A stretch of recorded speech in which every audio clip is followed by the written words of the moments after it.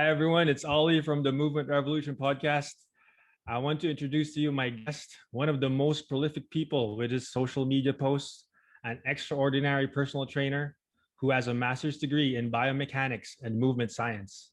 He also has a PhD in health and rehabilitation sciences, a book author, record holding Paralympic swimmer, the fitness pollinator, Travis Pollen.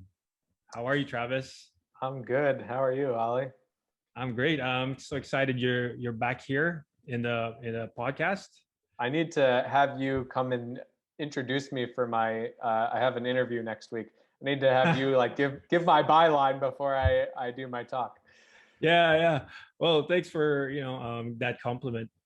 But you're such an amazing guy to interview, and so I can just if I can just give you a good intro, man, that's enough for me. And really glad that you're able to join me back in.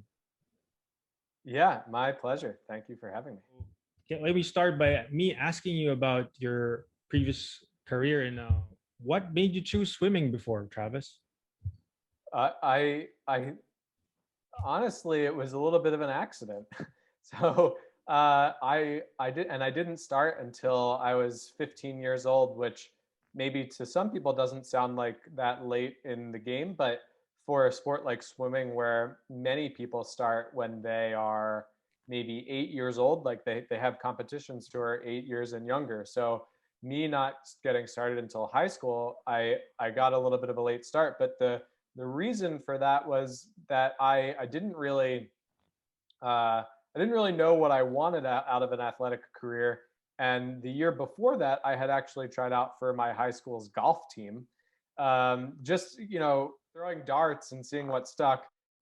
Golfing did not stick because I had no experience, and it was kind of looking back. I don't know why I tried that because I didn't know how to golf. But I thought, well, maybe they'll have room on the team and they'll teach me, right? They didn't have room. So the next year I tried out for swimming, sort of on the same premise. I mean, I had swam growing up as a kid. My neighbor had a pool. I always enjoyed swimming, but I had never swum competitively, like done laps. Yeah. So when I tried out, it was just kind of like, well, my cousin happened to be on the team the year before. He had nice things to say about it. So I thought, why not? So I went to the first practice and I did a couple laps and I was dead tired. And I was like, wait a second, we have to continue doing this for like another hour. And then after that, like the next day, I could barely put my t-shirt on when I went to get dressed for school because my arms were so sore. But I went again the next day and the day after that. And then 7 years later, I tried out for the Paralympics in swimming. So, and the year before that, so about 6 years into my career, I set my first American record for people missing an arm or leg. So, like I said, it was kind of by chance because the year I tried out for the team, they didn't make any cuts to the men's team. They just didn't have enough people to field a full roster. The year after that, I actually probably would have gotten cut.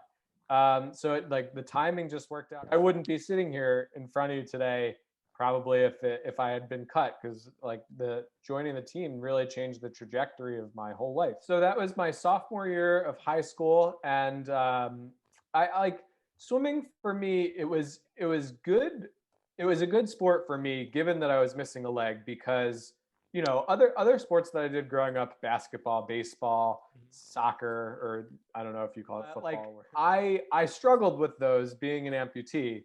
I wasn't as fast, couldn't jump as high, whatever.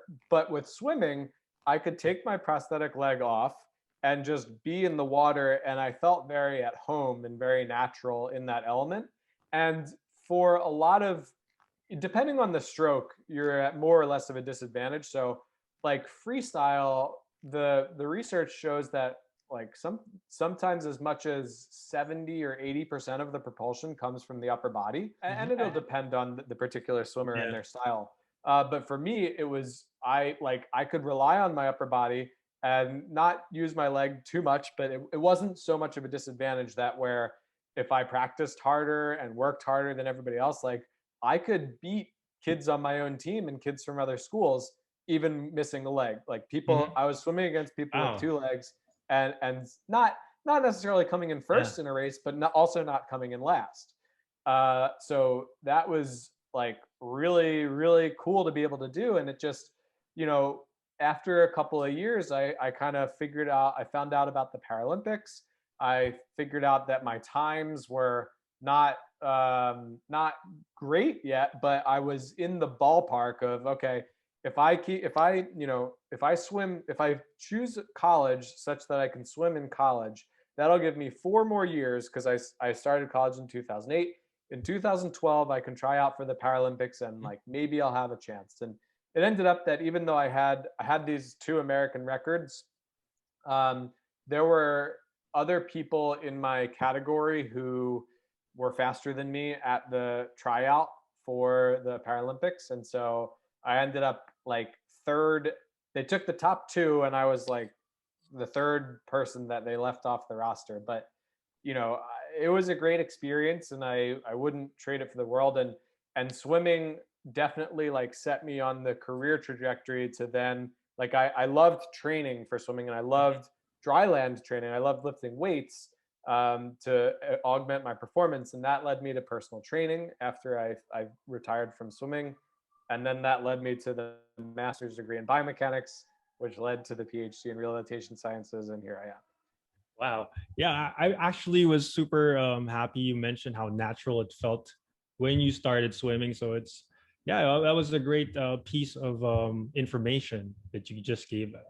Yeah, because so anytime I'm on dry land, like, yeah, I've worn a prosthetic leg for 28 years. Like, I got my first one when I was 3 years old, but there's still this foreign body between myself and the ground, right? That's like helping me Mhm. interface with the world. But when I take it off and I'm in the pool, I just feel like I'm whole.